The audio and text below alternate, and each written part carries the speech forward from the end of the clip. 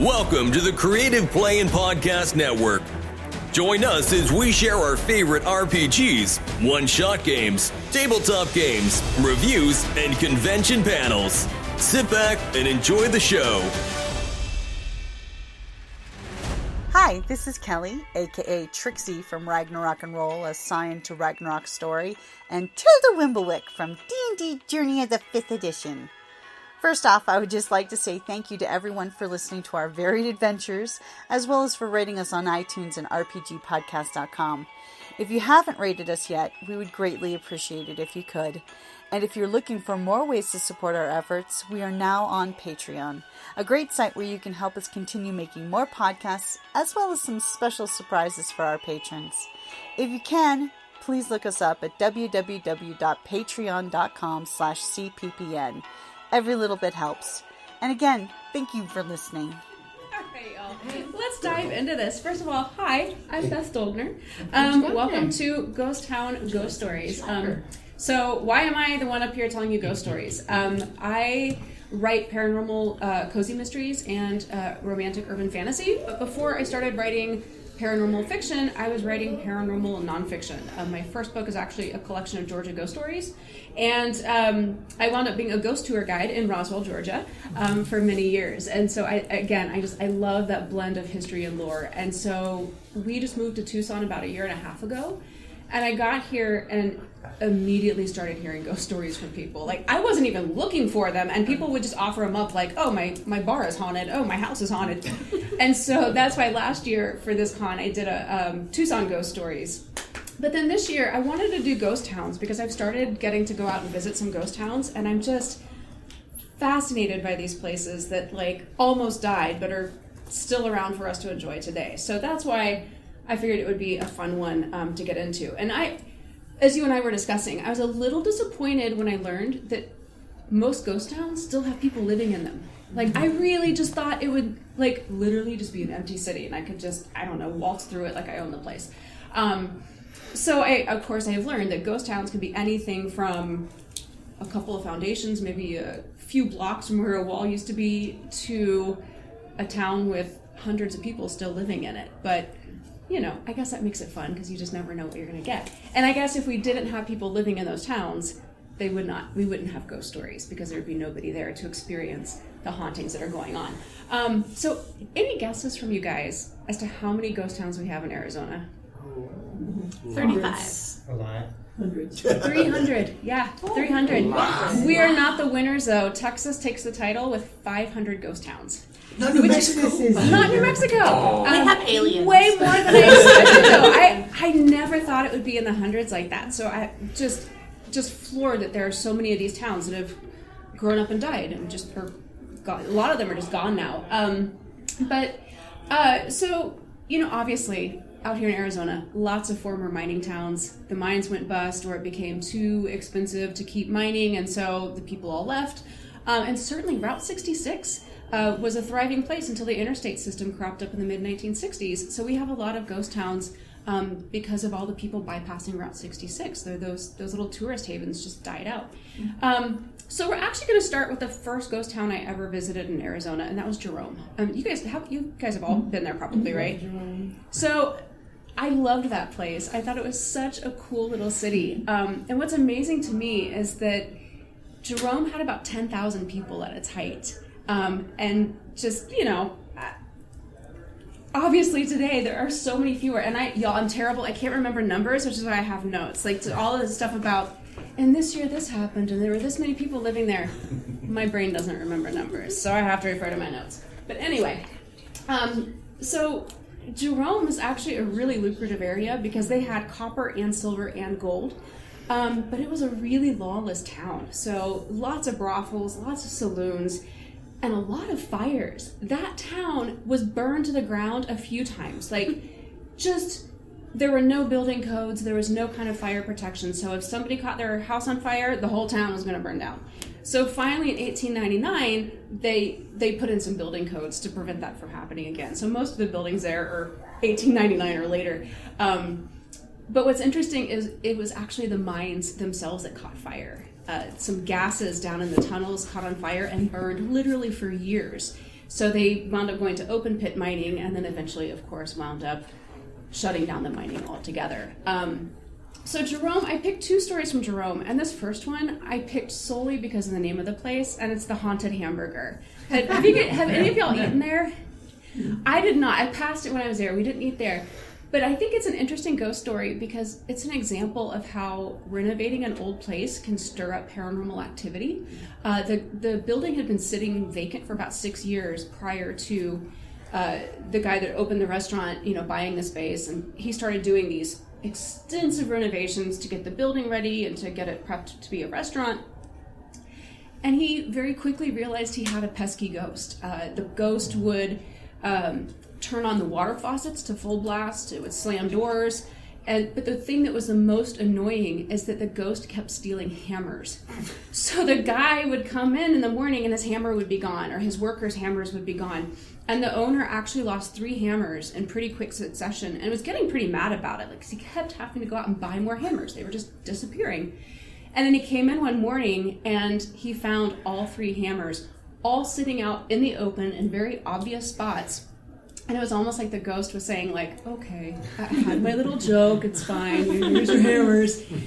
But what's interesting is that after the restaurant opened, the paranormal activity completely ceased. So even though it's called the Haunted Hamburger, it's not haunted anymore. And the theory is that when you're doing renovation in an old space, that change in the atmosphere, that change in the energy can stir up paranormal activity. So something that's been dormant can suddenly become active. But then once you've finished that renovation, it goes dormant again. So I'm guessing if they ever do future renovations, that pesky ghost might come back and start haunting the place again. So we'll see. I mean, if it was me, I would just renovate the place all the time. So we could, I mean, you gotta earn a name like the Haunted Hamburger. But if you want to experience a haunting in Jerome, go stay at the Jerome Grand Hotel. That is a good spot. So I married there. You did? No, my friend got Oh married. my gosh, that's so fun. Yeah, like she loved it. She had a haunted wedding. And she loved that. Yes. I love that. Yes. Very cool. Well, so you guys are aware then that it was a hospital before it was a hotel. So it opened in, I can't remember these things, in 1927 as a hospital. And what I think is really interesting is that they had paranormal activity there when it was still a hospital.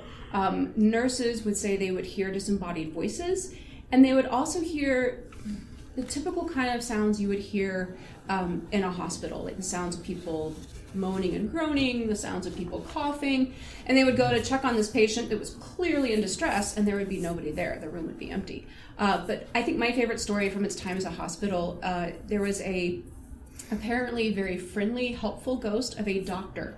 He is described as having a beard and wearing a white coat like a doctor would have. And most often the scenario that would happen is that nurses would be making their rounds at night, getting people, kind of ready to go to sleep. And they would walk into the patient's room and the lights would already be off. And they would say, oh, well, how did you turn your lights off? Or why did you turn your lights off?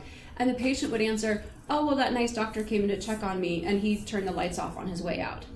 And of course, the nurses quickly realized that this doctor everybody was seeing was not an actual physical person, but the ghost of a doctor. And then eventually some of the nurses did actually get to see him with their own eyes and said, okay, yeah, he's here, but he's not really here. But at least he's helping out the patients. It could have been a lot worse. So the hospital, they closed down in the 1950s, because the town was dying. The mines had all closed, and so all the miners and their families were moving away, so there was really nobody left for the hospital to serve, so they shut down as well. And what I think is interesting is they just left. So all the beds were still there, all the linens were still there.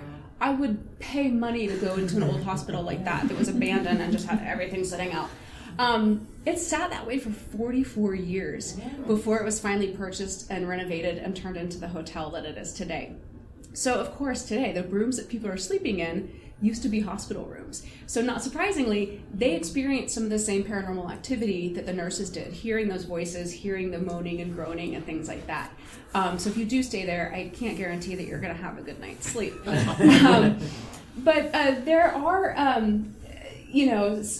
probably the most well-known ghost story about the hotel is about a guy by the name of Charles Harvey. Charles was a maintenance man at the hospital in the 1930s.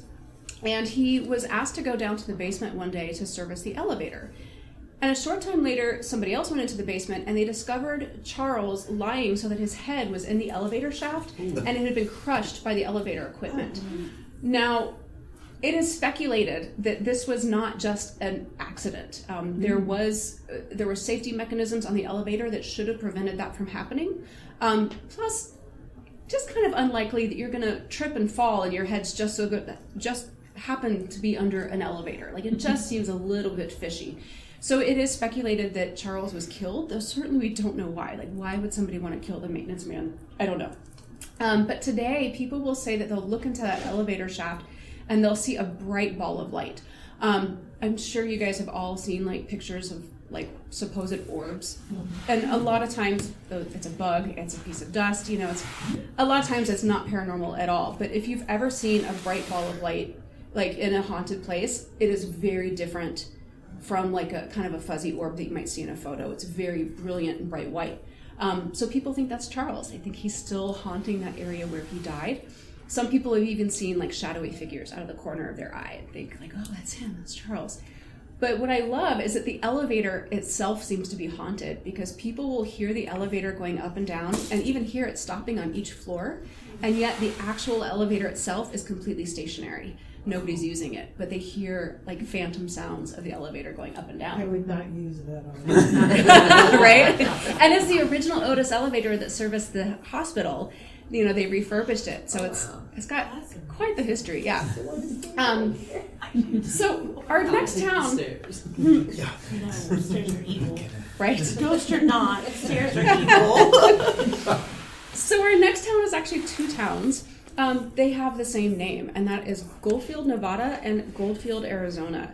Goldfield, Nevada is a pretty fascinating place. It became a town in 1902, so really they were kind of late in the game as far as these boomtowns went. But it was because of gold being discovered there, and they very quickly grew to be the largest, wealthiest town in the entire state of Nevada. So it was really a happening place to be. 20,000 people lived there at its height. So again, a really big town. They also had an absolutely beautiful hotel that is still there today and has been beautifully preserved. Pretty remarkable that this town used to have 20,000 people. 300 folks live there today. It's not a lot of them, but they take good care of their hotel, and it is beautiful. The hotel was said to be at the time the most luxurious hotel between Chicago and San Francisco. Wow. They had an elevator, they had electricity, they had telephones. I mean, they had a lot of things that places out west just did not have in the early 1900s. So it was just a luxury to be able to stay there. But of course, like everywhere else, it went vacant for a while when everybody moved out. But fortunately, like I said, they've done a really good job of preserving it and restoring it.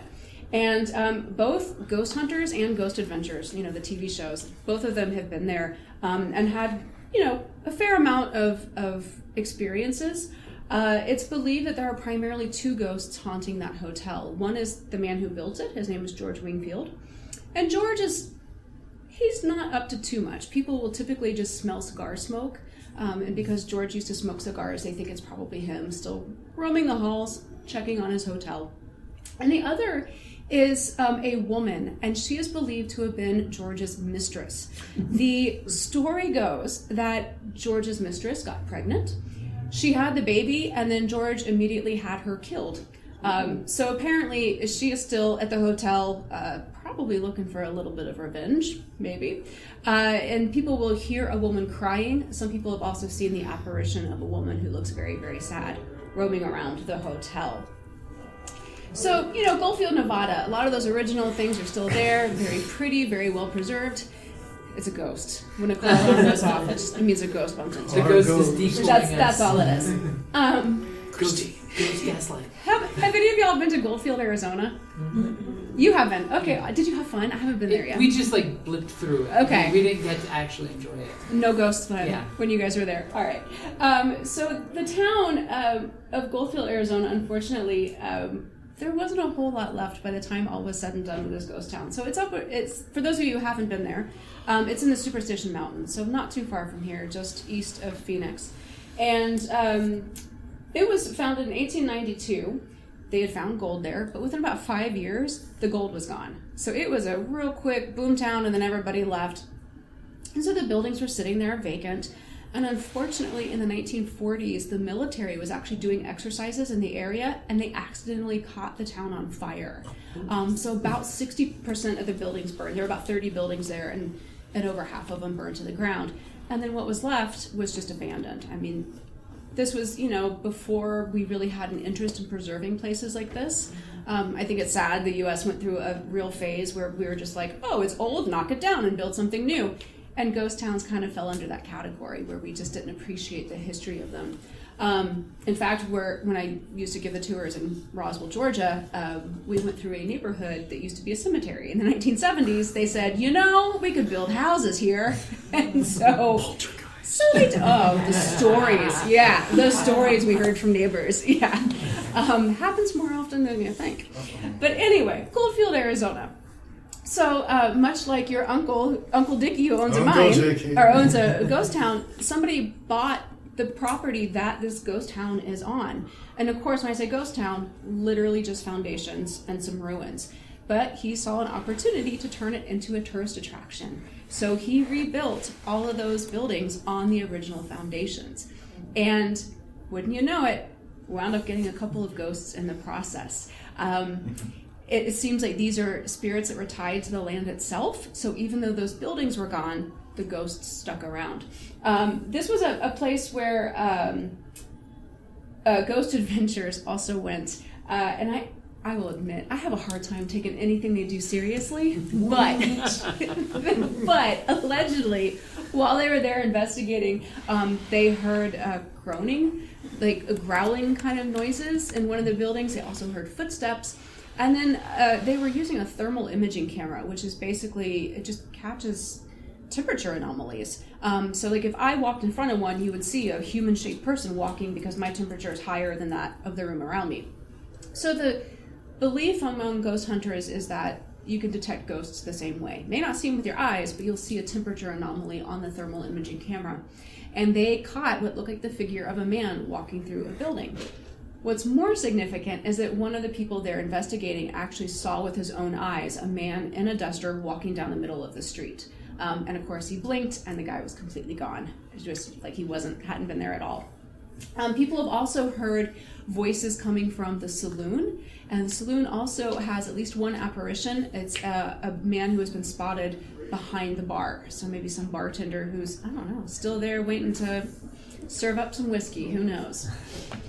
So, if you want to go there and get your Wild West on, they do all the reenactments and all that kind of stuff today. Apparently a good place to stop by. I'm going to get there someday just for the fun of it. I believe they're the place, they have what's called the Elvis Chapel. It was a movie set that was used in like some movie that Elvis was in, and the church is one of the few remaining buildings, and they had it relocated to Goldfield. And there's like a little Elvis shrine inside of the church now. So it's like you can go there and get you can pan for gold and pay your respects to Elvis all in one place. It sounds fabulous. Oh my god! I hope that Elvis haunts them. They moved enough of his stuff there that it's like where his final resting place is. I'm here for He's not in Graceland. He's in Arizona. Duh. I mean, we got the London It's too cold in Bridge. Tennessee in the wintertime. I mean, we have the London Bridge. Why can't we also have Elvis's ghost? I think Elvis is a ghost. I like that. What do you have in Arizona? Aliens, Elvis. JFK might be running around somewhere. We'll just have all the conspiracy theories. Mexico has the aliens. You guys shouldn't be stealing our thing. We're moving to your state next with. How did you pronounce Madrid? Madrid.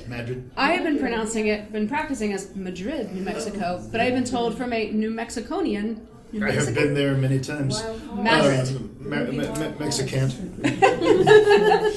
So Madrid is an interesting story because it's a coal mining town, and I'm sure you guys have heard of company stores. This was a company town. The company came in and built all of the housing for the miners and their families to stay in. I'm sure they had a company store, so you could go and spend all your hard-earned money and give it right back to the company. Pretty common practice back in the day. But Madrid, they were pretty bustling by 1899, and the coal mining boom there continued through the 1950s. So they were around for quite a long time. And then the coal mines finally closed and everybody moved out. And one by one, buildings downtown started going up for sale and emptying out. But who's going to buy a building in the middle of a town that is literally dying? Like, what's the point? Why waste your money? Well, in the 1970s, a group of artists and creatives and counterculture kind of people, hippies, essentially, they found Madrid, and they were like, yeah, this is the place we want to hang out and do our thing. And of course, the real estate would have been very inexpensive, so that made it even more attractive to them. So they pooled their money together and they bought a large portion of those downtown buildings, and they turned them into their artist studios and their shops. That in turn drew in the tourists, and so Madrid kind of came back up in the world and started getting popular again. But the most haunted spot, one of the most haunted spots, is actually the old cemetery there in the town. It was used right up through the 1950s for the miners and their families when they died. And people say that even today, if you go there at night, sometimes you will see ghostly images of miners walking among the headstones. Another spot that's haunted is a church that has actually been converted into somebody's house. Which to me gives me total like Alice's Restaurant kind of vibes, like living in a church. Which one? Is it the fourth one down the block or the fifth one? I've been there. I don't know which one. I don't know. It's just called the Madrid Church. That that's, I didn't find like a more specific, I couldn't tell you what denomination it is. I don't know. Now I have to go back. They have to go back. But people do still hear the church bells ringing, which is remarkable because the church bells were removed years ago. But it's like there's an echo of them that's still there. People also reported hearing voices singing. So it's almost like there's a church choir, that there's some imprint of them still in the area, giving little concerts for whoever lives there now. I think the saddest story about this town comes from the Morgan Jones coal mine. In 1932, there was an explosion. You own a mine? It's not good news. It's not good news. You were right there. I get chills. There was an explosion in one of the tunnels, and so it caved in, and 14 miners wound up dying. And unfortunately, not all of them were killed instantly in the cave-in. And people say that today you can actually still hear them calling for help when you walk past the entrance to that tunnel. Their bodies are no longer there. They were eventually dug out and buried in that old cemetery. So I have to wonder if those ghostly miners people see in the cemetery might possibly be the guys that were killed in that explosion in the mine, because that's a pretty traumatic way to go, and a lot of times traumatic deaths tend to lead to hauntings because ghosts are left over kind of going like, I'm not, no. Can I ask a question? So back to the church, like the people that are like choiring and performing, the idea, as far as I know from what I've heard, is like you have to have a traumatic death to become a ghost. Is there any story that ties like a choir having some traumatic death in that town? Not traumatic death. So that's what we would call a residual haunting. Okay. Where when there's something that, well, for one thing, a lot of places like theaters and churches are haunted, they think, because of the amount of energy that is people are giving their all on stage, and audiences are giving their all supporting the actors or the singers on stage. Same with churches, preachers giving his best to his congregation, and people are singing, and so there's a lot of energy being put out into the atmosphere of the place. And so that energy can kind of linger as an echo, is the theory. Okay. The Surly Winch over on 4th Avenue, there is a residual haunting over at the Surly Winch where one of the owners says she'll be there and she'll hear the back door open and then she'll hear footsteps. And the first time it happened, she thought it was a delivery guy and went out to meet him, and there was nobody there. She said the footsteps went right past her. And her best guess is it's somebody who used to come to work every day through that door, and it's just a leftover imprint of him. So no trauma involved, just just emotion? Yeah, just sort of that energy is sort of left over and probably will fade away into nothing over time. Madrid has a theater. Probably haunted. Yeah. Probably haunted. I think everyone in downtown Tucson is haunted. Every single one has a ghost story. Performed a murder mystery on their stage. Oh, man. That's A real awesome. murder mystery? A That murder mystery. They pretended was a play, but was really just someone's devious plan. Maybe I was, remembering a time. And theaters are kind of spooky if you've ever been in one when there's not a lot of people. It's a Oh little, yeah, they echo. you can kind of feel it. You can Yeah. kind of feel that. I think that sort of energy that's sort of hanging out there. It's like one of the best examples I can give of a residual haunting, but in like more, not dead people terms, is if you walk into a room where people have been arguing, and you can sense that kind of like, oh, something's off here. Like there's that sort of that lingering energy, and I think it's the same with. Sometimes with what we call hauntings is really more of just a kind of a leftovers. My friend did cut his finger and bled on their stage. Oh. And what came home with him? Bookarama. I do have a theater story coming up, so you just gotta sit tight. Oh, there you go. But there's no bleeding involved. But we're gonna go over to California for this next one. We're going to Calico. Calico was founded in 1881 when they found some silver. It did not get nearly as big as some of the other towns. They only had about 1,100 people. And then pretty quickly, like most places, the gold had been mined, everybody moved away, and the buildings were abandoned one by one. In the 1960s, it finally became a National Historic Landmark. And so that's when interest was really generated in preserving these places. Unfortunately, by that time, there were only a handful of places that had survived. So, kind of like they did in Goldfield, Arizona, they rebuilt the buildings, doing the best they could to copy the originals based on, old photographs as well as drawings. And some of those old buildings definitely came with their own set of ghosts. One of them is a home that used to belong to a woman named Lucy Lane. It's now a museum, but they think that Lucy is still there and basically just still going about her life, even though she is dead. People have seen her apparition walking from the house in the direction of what used to be Calico's general store, as if she's just running errands. And then also there is a wicker rocking chair in the museum that they do know used to belong to Lucy, and people will see the rocking chair going back and forth by itself sometimes. So it's like she's still just hanging out, doing her thing. Another one is one of the saloons. Of the 3 saloons that Calico had, only one of them survived, and it is haunted. People will hear voices, they'll hear singing coming from it, they'll hear pianos playing, and they'll think, yeah, I want to join this party, let's go. They'll try and go in, and the place is locked up tight. There's absolutely nobody inside. So it's just a little leftover party. But one of the new places that's haunted is the schoolhouse. The schoolhouse is one of the buildings that had fallen into ruin. So the new one was built to be an exact replica of what was there originally. And people will say that they'll look over at it and they will see ghostly children playing in the yard in front of the school. They've also sometimes seen children looking out of the windows. There's a woman who has been spotted several times standing in the front door as well, looking out as if she's looking for her students to maybe come up to school in the morning. And what I think is interesting, this goes back to ghosts being tied to the land instead of the building. We've all heard stories about ghosts like walking through walls, or they'll say a ghost has been spotted, but you can only see them from like the knees up, because from the knees down, he seems to be below floor level. This is something that typically happens in places that have been extensively renovated and the layout of the building has been changed. So that ghost is going about their business, taking the same routes they always did. It just so happens that now there's a wall in the way.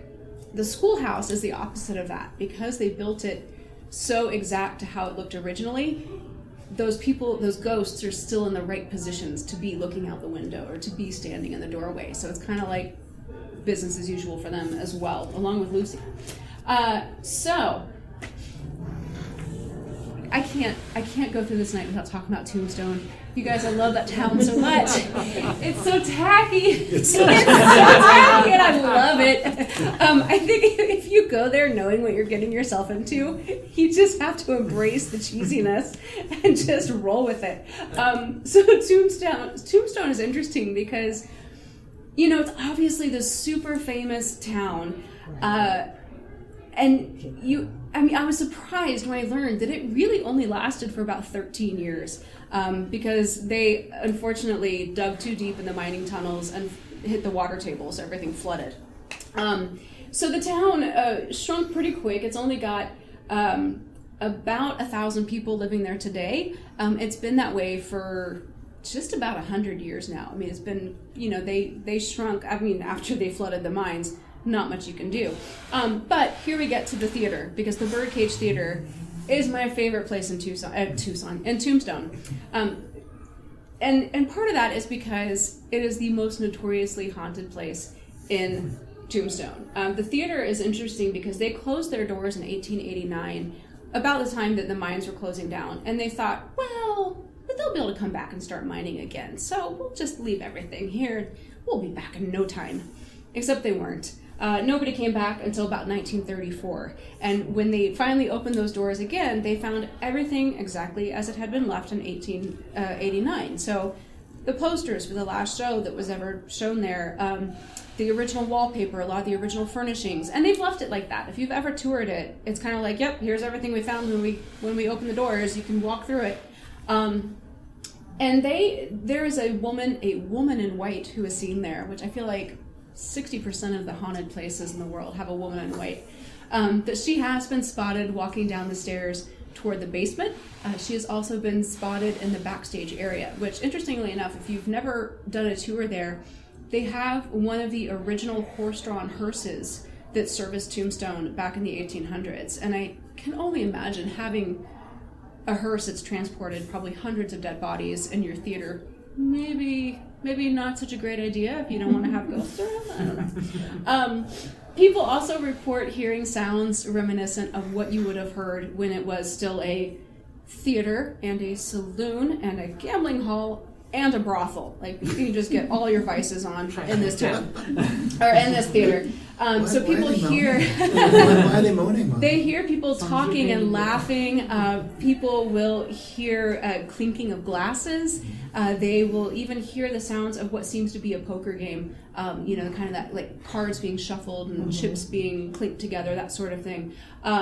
There's even been an apparition spotted who's wearing suspenders and a dark visor, and I have to wonder if it's not one of the poker table dealers, because that sounds kind of typical for something that they would have been wearing. I did not see any ghosts when I toured the Birdcage, but maybe the next time. So we're going to end this with Oatman, Arizona. And have you guys, any of you ever been there? It's an interesting little town.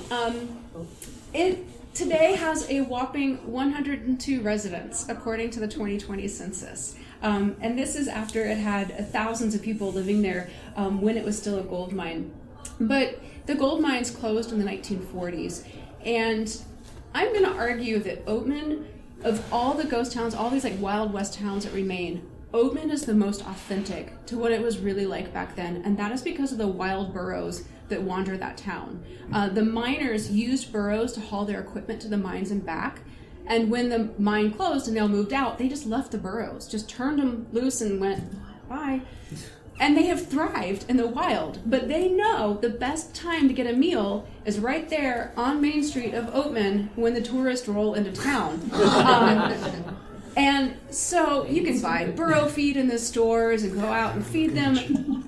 But it smells, you guys. It smells like, animal hair and burro poop. And I think it's probably a more authentic experience for what it really would have been like in these towns in the 1800s when they would have had all these horses everywhere. They would have had their burros with them.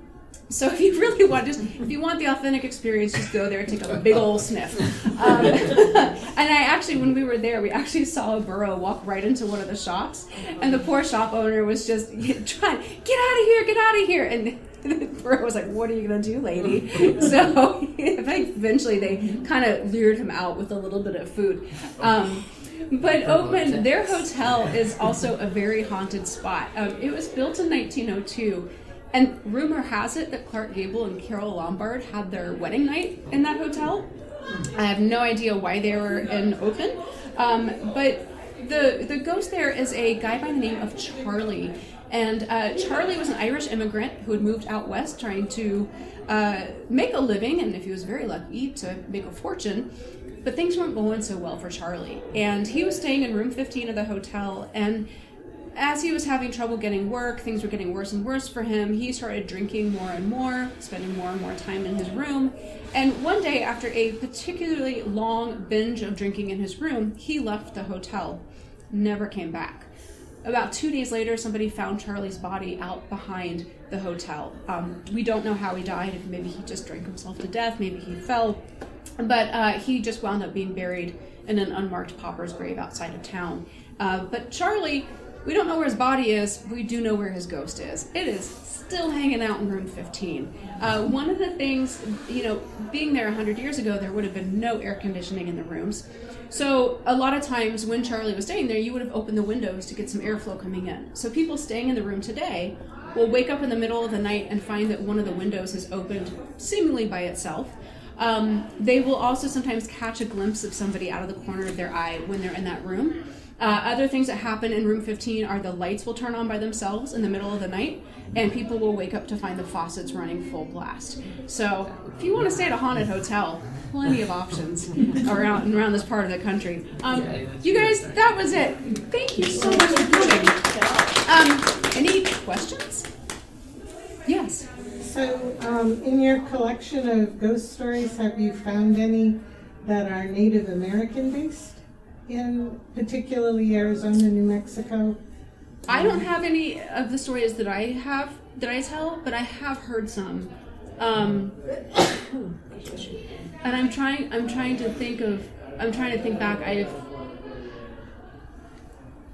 I'm not going to be able to come up with one of them now. My brain is too Tired, yes. Yeah. I'll probably think of it as soon as I'm going to be falling asleep tonight. I'll be like, oh yeah, that story. But yes, there are plenty, certainly, and not just out west. I mean, on the East Coast too, there are a lot of stories because of Native Americans being displaced.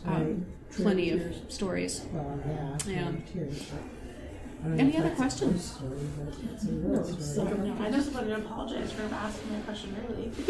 Oh, that's fine. It's an interactive panel. Go ahead. Paper, rock, scissors. I was going to say a fun tidbit about the hearse in Tombstone is that it's gold plated, and my brother told me that the people would take tours and they would rub their fingernails across and to get the gold plating, and they actually had to isolate the gold hearse because it was being depleted of all the gold because all the tourists were just scraping their fingernails to get the gold off the hearse.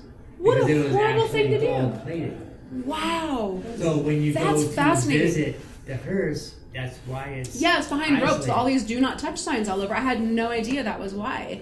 Because my brother was kind of an entrepreneur of the mines. He would go to the school, and that was my high school, and my brother's was their high school, but he befriended one of the old timers, and the old timers actually had a map of all the mine shafts. Wow. So what he would do was go to school and spend the day in the mines, and then at the end of the night would get on the buses to go home, and then he got caught on that and got in trouble. Wow. Did he find any gold? Did he get any gold? No, he actually lost this finger. Oh dear. If you want to hear a little fun tidbit, is that he was playing around with one of the machineries in the town, and something happened to where he literally lopped off this little finger. And yeah, so that was a lesson that I had to learn is don't play around the mines. Right. And don't play around with the machinery. There's your PSA for the day, y'all. If you go visit these ghost towns, don't touch.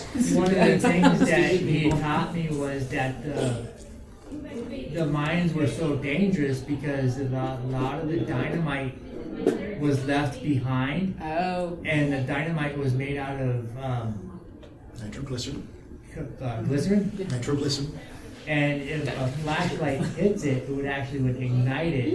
It condenses and collects and Wow. it's unstable. Wow. Yeah, so that's why if you ever go down there and they will tell you, please do not go down in the mines because it's really temperamental. Yeah, that was my little. That's cool. Not so much a ghost story, but more of a Okay, I history hope story. your question doesn't involve any severed fingers. No separate Okay. fingers. I was going to ask, what's the most haunted place that you've gotten to experience? The most haunted place I've gotten to experience. Oh gosh, I don't know. I got to investigate at the lighthouse in St. Augustine down in Florida. That was quite wild because we had a fair amount of strange stuff going on there. Other places, I don't know. I'm trying to think. We had a number of. There used to be a house on my ghost tour we called Creepy House for good reason, and it was a remarkable house because of the reaction that children would have about it. I would have kids say things about what happened there before I had even told the stories because they were like tapping into something, and that's probably one of the most haunted places I've been to. And then I had a tour there one Saturday night, and I got a call from the tour owner Sunday morning, and she said, "Creepy house burned to the ground last night. Did you see anything weird?" And I said, "No." It's a ghost tour. It's always creepy. It's always weird. It's creepy as usual. Yeah. Did you have a question? I was just going to share, Calico, I've been there as a kid growing up. Oh, fun. My dad lived in Hawthorne, Nevada, so we would do a lot of traveling. So what's Calico? And there's another ghost town going from Hawthorne to Bishop, California. I forget the name of that highway, but there's a ghost town back there. Nobody lives there. At least when I was growing up. Is it, It's not that tip of my tongue. It's like 10 miles. Is it the place that's like preserved, like it's in a national park now?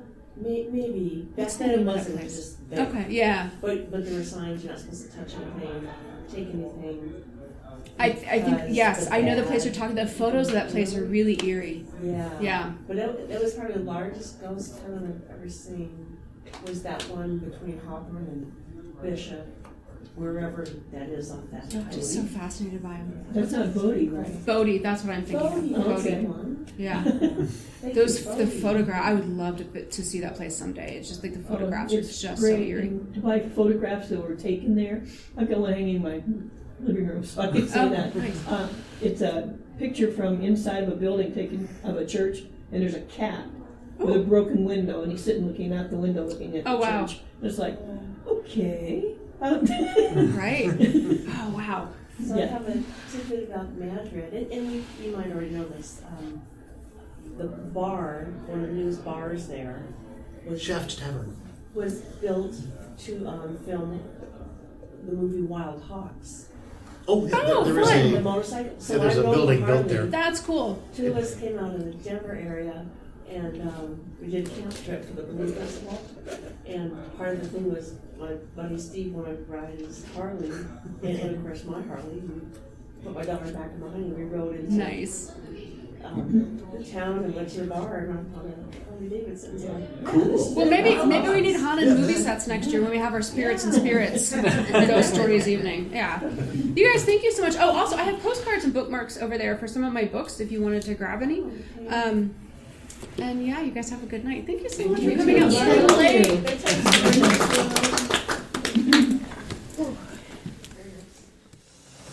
Thank you for listening to the Creative Play and Podcast Network. If you enjoyed our show, please check out D&D Journey of the 5th Edition and Ragnarok Enroll a Scion Hero to Ragnarok Story. Also, check out our Patreon page for more content and behind-the-scenes things, as well as joining us for a one-shot game or two. Around the fire pit. Ooh. And I'm like in the middle of a story that was not that scary. And everybody started screaming, and I was like, what? It's not that scary, y'all. Like, this is not that scary. There was this giant lizard that had been like in the fire pit, and he made a beeline, like trying to get away from the group. And so all the ladies are like lifting their skirts. Like, I mean, I could not have planned it if I tried. I mean, it was outstanding. You know that means a lizard is going to climb up. Look. If there's any lizards tonight in this room, I will be the first one off the door. You guys don't have to worry about that. I'm trying to sense that you guys are. It's a lizard. It's a lizard. Can you see me okay? Yeah, I can see your face perfectly fine. Yeah. This gentleman here, he might be. I'll just have to sit like this and tell ghost stories this way. Yeah, we're still a couple minutes away. I got here early. 1 minute. 1 minute. I usually, in case there's any stragglers, you know. And I'm going to warn you guys that my story, first of all, this is not going to take a full hour. Nobody wants to hear me talk for 60 minutes. Yes, we do. But also, my ghost stories are usually just thinly veiled history lessons, so get ready. There may be a pop quiz at the end of the night. That's kind of a fable, you know. Ghost stories are the best. Learning stuff and things.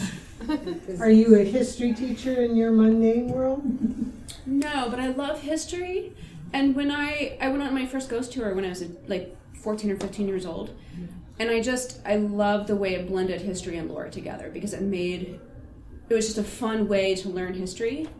And so I just kind of like stuck with that I enjoy that blending of the two. I think it's nice to set the scene and then tell a spooky tale. So I've done a bunch of ghost tours in different places. They're always fun. Did you ever do one in Roswell, Georgia?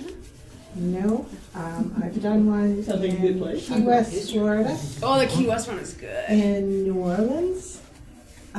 New Orleans has a lot of them, so I don't know which one you've done. There's a lot of different ones in New Orleans, but the one I did in New Orleans was fun. I did one in Seattle. Maybe I And, haven't done a Seattle ghost tour. Oh, they do it down under. Oh, I need to do that. well, yeah, they take you through part of it, yes. And where did I do? There was one more that was pretty good. Yeah, well, Seattle's very well preserved, so it's a great place. Special tour. You can find a barber shop. The next time I'm there, I'm going to have Something to to... do with the city. I was trying to do a thinking ghost and tour. built over the top. I know Tucson has one, and I haven't done it yet. It turned out there's just a bunch So I of need to- That reminds me of like I need to do that like before it gets too hot never to go to out. That's So true. it's in the shadows behind the curtains. And so, like, obviously, There was the one other kids, place obviously too that these I are did one, ghosts. but I can't And one day, remember like, I that. creeped up and, like, looked in the window, and then, there's Key West, though, there's that story about that Super doll. awkward, because This obviously doll named Tommy Robert, was a and like, child trying it's to like they said, speak, like the doll would move by itself and stuff, and I don't like I'm not a creepy fan of dolls. haunted dolls. Yeah. There are no haunted dolls Like those tonight. movies with the puppets. Yeah, Yes. no. Don't want to do that. Well, you guys, we'll go ahead and get started. Oh my god. If you guys are okay with me sitting, I can stand up, and I feel like I'm... It is 11 o'clock at night. Sit down. It is 11 o'clock at night. It was 7 o'clock this morning, and I've been like, go all day. Yeah, They you're always allowed had to that sit. story with a little porcelain face. I'll Well, find you one. we were discussing before y'all came in that I think next year, if they give me this panel so late again, we're going to call it Spirits and Spirits, and everybody can show up with their cocktail. And the stories are just going to get crazier as the time goes on. Is I think this that's a how dry we're gonna do it. room? I didn't think this existed this year. But that way people have the forewarning to show up with cocktails. Right, yes, yeah. And maybe one for that. I'm telling you, next year. That's how we're doing it. So, is this okay? Go for it. Like that you came prepared. Well, you said it was a spirits with spirits, so I'm just going to throw it out there. Yeah. Once that cracks, you better share. And I have done drinking ghost tours before, and truly, by the end of the night, like, you're seeing ghosts everywhere. If you ever get to Savannah, Georgia, highly recommend the drinking tours. Hey, y'all, come on in. Are you here for Everyone's saying ghost orbs stories? by the end of the night. We'll see your eyes are dilated. Those are your spots, dude. I love That's a soul. last summer with kids we were doing they had cool little golf carts right here. I have done the one in San Diego, Old And Town. it's ran by the fire Whatever department, that police house is. department. Yes, the Whaley House. Hey, where are you from? She has to be to work at 7 o'clock in the morning. Oh, from Or Colorado. I'm like, it totally looks like mosquitoes. No, she has to work for fancy. It's just out of focus, dude. Be Never cool. saw You do you. I'm thoroughly amused that they're just passing this tiny bubble back and forth here.